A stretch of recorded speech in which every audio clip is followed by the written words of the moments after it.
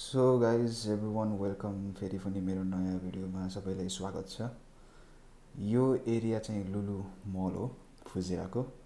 So म अहिले चाहिँ फुजेराबाट खोर फकान भन्ने ठाउँमा घुम्न जान लागिरहेको छु। अहिले एकदम पानी परिरहेको छ, यहाँ पानी कन्टिन्युस परिरहेको छ र क्लाइमेट्सहरू पनि एकदम राम्रो, मौसमहरू राम्रो देखिरहेको छ एज तपाईहरुले देख्न सक्नुहुन्छ। अहिले चाहिँ यहाँबाट म बस चढेर जान लागेको।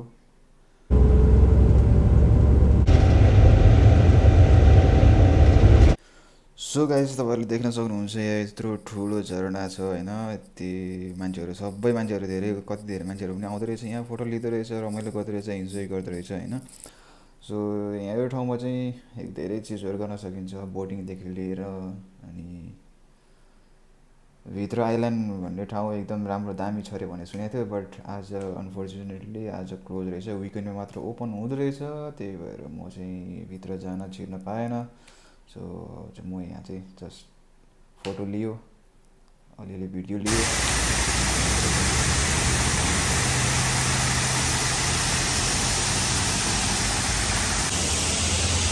सो अहिले चाहिँ यो ठाउँमा अब मान्छेहरू सब पिक्चर लिन आउँदो रहेछ अनि म पनि यो ठाउँमै आइपुग्यो। यो पछाडि हेर्न सक्नुहुन्छ तपाईहरुले, एकदम ठुलो भनौँ न, ठुलै झर्ना रहेछ यो अगाडि चाहिँ।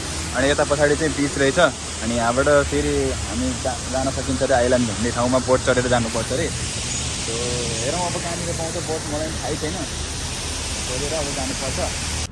सो अहिले चाहिँ म बिचभित्र छिर्न लागेको होइन। अब अहिले चाहिँ म यो ठाउँमा आइपुगेको, तर त्यो भित्र त्यो आइल्यान्ड भन्ने ठाउँ चाहिँ दामी छ अरे होइन। यहीँबाट बोट चढेर जानुपर्छ अरे, बट आज चाहिँ ओपन हुँदैन अरे, आज क्लोज हुन्छ अरे भन्दैछ। सो अब के भन्ने यार, विकेन्डमा मात्र ओपन हुन्छ अरे। अब आज त ट्युसडे थियो होइन, सो ट्युसडे मेरो छुट्टी थियो, छुट्टी भनेर अब त्यहाँ घुम्न पाउँछ भनेर आएको होइन।